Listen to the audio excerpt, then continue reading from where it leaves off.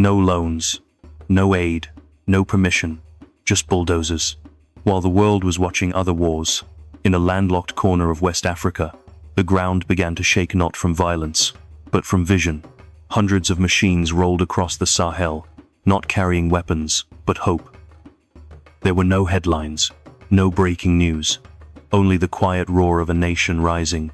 Burkina Faso, a country once labeled the dead end of infrastructure, has just launched the largest road project in African history valued at $200 billion, 10 times its national GDP. And here is the shock. No World Bank, no IMF, no Western contractors, just determination, minerals, and the hands of its own people. How does a poor nation, long dependent on foreign aid, suddenly dare to build without asking anyone's approval? Where did the money come from? Who is really behind the machines? And most importantly, what if this works? What if Africa no longer waits to be saved but saves itself? This is not a tale of roads. This is a story of rebellion, not with guns but with concrete, not with slogans but with asphalt. They call it Fosso, a name that may soon echo beyond borders, beyond politics, beyond disbelief. If you believe Africa has waited long enough, walk with this story, 1 kilometer at a time. Have you ever felt your heart break from helplessness? Seeing our motherland, Africa, drained of its last drop of treasure while children, bones showing, curl up in torn clothes, cold, hungry, forgotten. Generations have walked muddy roads, trapped in poverty and pain. But we have endured enough. Now is the time to rise strong, united, and proud. We have the right to live, to grow, to be respected. Share this video so our voice is heard. Let God witness our courage. Let the world stop ignoring Africa. Comment where you're watching from. Like, subscribe, and support the dream of a free, thriving Africa. For decades, Burkina Faso played by the rules. It filled out the forms, signed the pledges, accepted the loans. It welcomed consultants from Paris, economists from Washington, and development experts armed with graphs and theories. In return, it closed schools, cut health budgets, deregulated its industries, and waited. What came was never independence. It was conditional survival. For every loan received, there was a door opened not for citizens, but for foreign mining companies. For every bailout, there was a report written not by Burkinabe hands, but by suits flown in from Geneva. They called it partnership. The people called it poverty. The World Bank sent experts. The IMF sent reforms. Burkina Faso sent gold, copper, labor, and in exchange, it received PowerPoint presentations, endless pilot projects, and policies designed somewhere else. Dependency became the norm. Sovereignty became a slogan.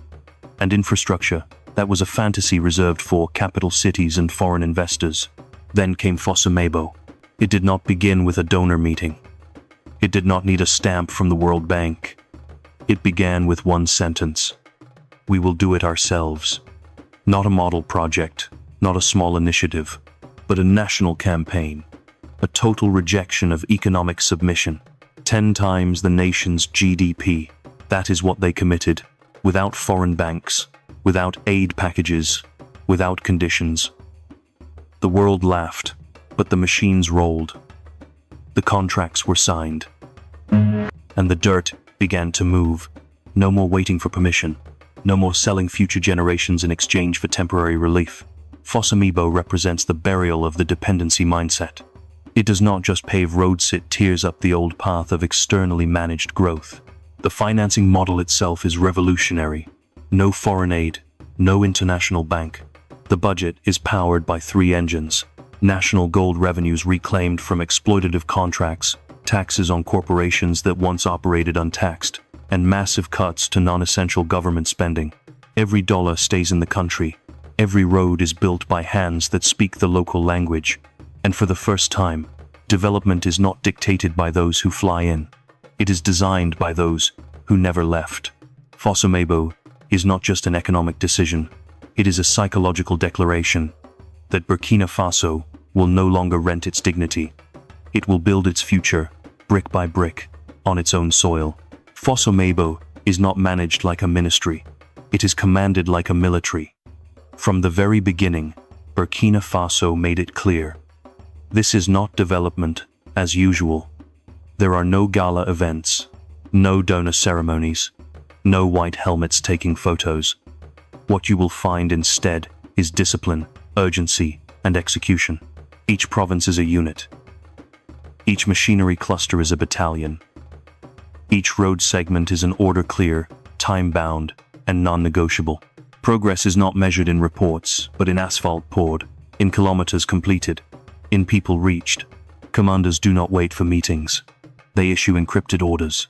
Surveillance drones fly over construction zones, feeding real-time data to control centers.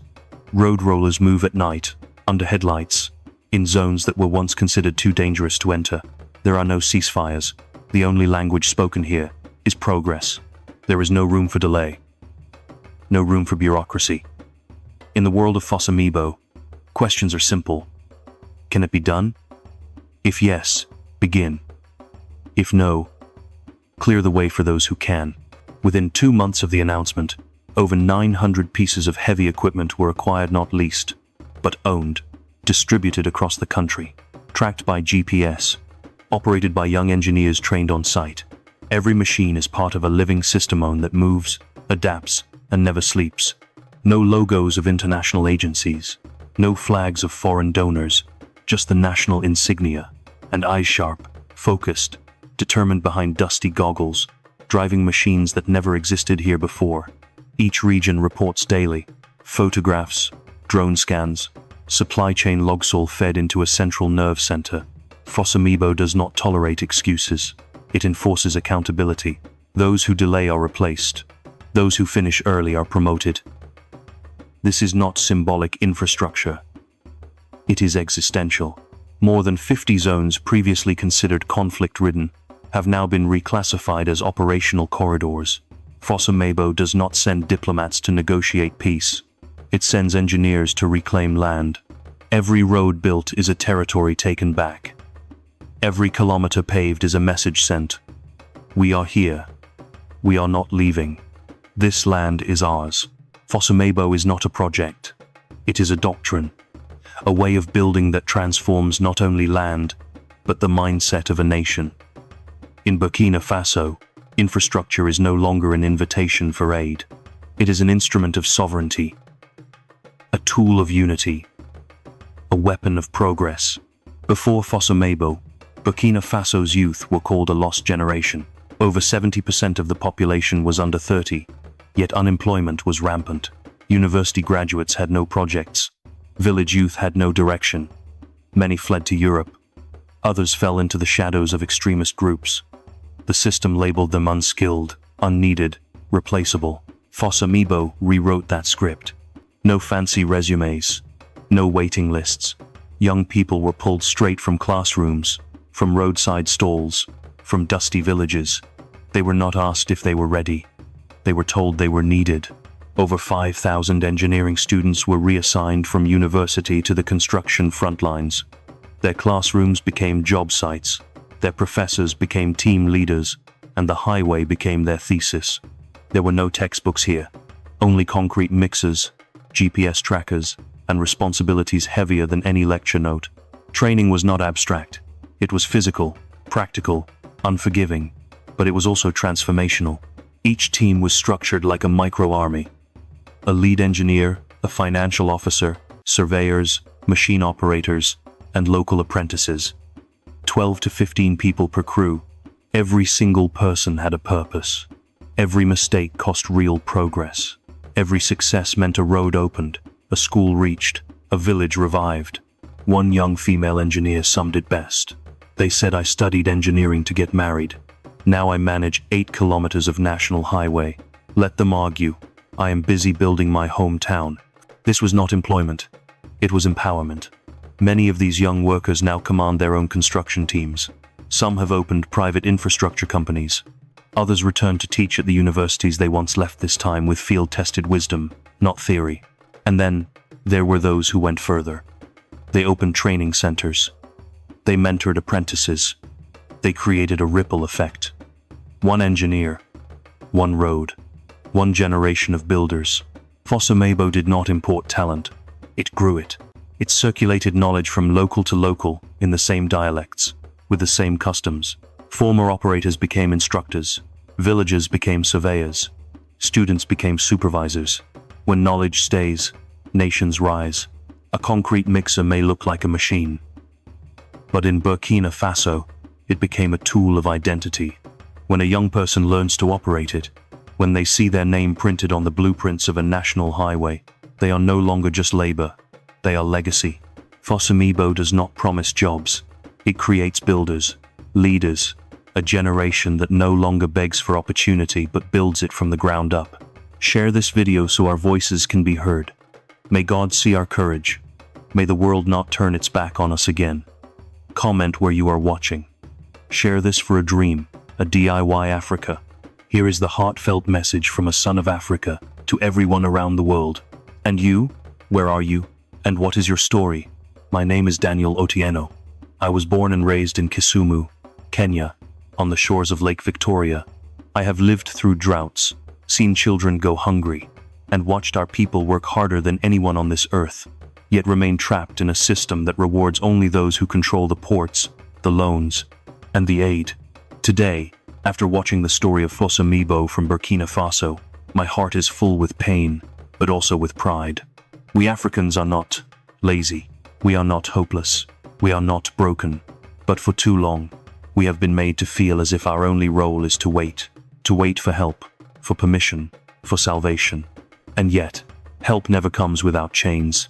Permission comes with conditions. Salvation arrives in the language of debt. Fosamabo is the first time I saw something different. A nation that said, enough. A people who chose to believe in themselves, even when the world laughed. And that made me cry. Because I saw myself in their struggle. I saw Kenya. I saw Uganda. I saw Congo. I saw South Sudan. I saw all of us in that dust rising from their roads. Africa rising. Those words have been spoken at summits and by presidents in suits. But in Burkina Faso, they're not words, they're movement, they're sweat, they're steel and concrete, and GPS reports sent from young engineers who once had no future, now rebuilding a nation brick by brick. I think of our young people here in Kisumu. Many dream only of crossing to Europe. They drown in the Mediterranean not because they are foolish, but because they have no space to dream at home. Fosamabo shows what happens when a country creates that space, when it stops waiting and starts building. That is the spirit of Africa rising. I imagine a new Africone, where we no longer look to France or London for instruction. One where our universities teach us not just theory, but responsibility. One where engineers are born from the soil, not just trained in foreign labs. A new Africa where we process our own food, design our own infrastructure, and keep our own gold. But we cannot do this alone. Burkina Faso stood up, yes. But imagine if Ghana joined them. If Nigeria refused imported solutions and trained its millions of youth. If Kenya mobilized its counties like military battalions for development. If Congo, with its rivers and minerals, said, "We are not for sale," then truly, we would see not just Africa rising but Africa reborn. Africa reborn is not about slogans. It is about shifting identity. It is about no longer being defined by wounds, but by wisdom. Not just by struggle, but by structure. It is about building nations that honor their people, not just their debt collectors. We need leadership with the heart of a mother, the discipline of a builder, and the humility to learn from stories like Fosamabo. Because that is the future. Not waiting, not begging, but designing, organizing, executing. I dream of a Kisumu, with roads like those in Burkina Faso, roads that lead to clinics that don't run out of medicine, to schools where children don't faint from hunger, to markets where farmers earn enough to send their children to university. This dream is not fantasy. It is a demand. We deserve it. Africa deserves it. Africa rising must mean every village has light. Africa rising must mean no woman dies giving birth because the road to the hospital is broken. Africa rising must mean our children believe they have a future here, not across the sea. The new Africa must be built by Africans who love this land more than they fear failure. The new Africa is not ashamed of tradition, but it is also not chained by it. It is bold, pragmatic, and rooted in dignity. And for Africa to be truly reborn, we must stop hiding our brilliance. We must tell our stories. We must teach each other, share blueprints, build together. To my brothers and sisters in Burkina Faso, you have lit the path. You showed us that faith without action is dead, and you acted. Now, it is our turn. I want a continent where each country is not competing, but completing each other. Where a road in Mali links to a port in Tanzania. Where we don't just speak about Pan-Africanism, but we pave it kilometer by kilometer. Let Fossomaibo be more than a national project. Let it be a continental wake-up call. This is not just about roads. It is about rising. It is about rebirth. This is Africa rising. This is the new Africa. This is Africa reborn. My name is AWA Traoré. I live in Bamako, the capital of Mali, a country rich in music, gold, and history, but weighed down by conflict, poverty, and broken promises. I speak today not as a politician or expert, but as a mother, a sister, a daughter of Africa who has carried too many wounds in silence. When I watched the story of Burkina Faso's road revolution, Fossomaibo, I cried. I did not cry out of jealousy. I cried because for the first time, I saw proof that our pain does not have to be permanent, that another future is possible, that Africa rising is not just a dream, it is a decision. In my country, we have waited. Waited for aid. Waited for peace. Waited for someone to notice our pain. But waiting has cost us generations. In villages outside Bamako, children still learn under trees. Women walk for hours to find water. Young people leave, not because they hate this land, but because they feel this land has no place for their dreams. But Fossomaibo is proof that this can change. When I saw young Burkinabe engineers commanding road teams, I thought of my own daughter who loves math and wants to be an architect. I used to fear for her future. Now I see another path.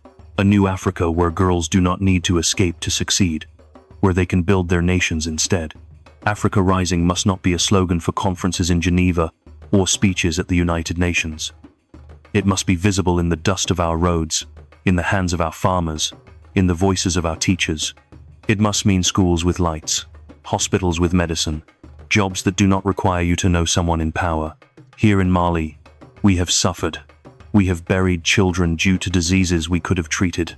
We have sent our brightest minds abroad, knowing many will never return. We have watched our leaders attend donor meetings, begging for money while our gold mines are owned by foreigners. This is not dignity. This is not development. This is not Africa rising. We need a new Africone that is united not by language, but by vision. One where Bamako learns from Ouagadougou, where Dakar shares resources with Niamey, where we invest in our own capacity, instead of importing experts to tell us who we are. New Africa is not about rejecting the world. It is about rediscovering ourselves. It is about putting the African child at the center of policy. It is about building with what we have and believing that what we have is enough. Our soil is rich. Our people are strong. What we need is structure, belief, and unity. The day I saw those roads in Burkina Faso, something shifted in me. The way they organized construction like a military campaign, the urgency, the discipline, the pride, it inspired me. Not because they had no help, but because they proved that help is not the beginning of hope. This is Africa Reborn. Africa Reborn is the sound of machines in motion not as noise, but as music of purpose. It is the sight of women managing projects, of youth becoming employers, of farmers doubling their income. It is the day we stop asking if we can, and start asking when we begin. Let Fossomaibo be a mirror for all of us. A reminder that we do not need miracles, we need momentum. I want to see the same in Mali. Roads that connect not just cities but souls. Roads that carry food, medicine, and opportunity. Roads that do not end in the capital but begin at the margins. Africa Rising will not come from speeches. It will come from each of us saying, I will not wait anymore. To my brothers and sisters across this continent, I say this: let us rise together.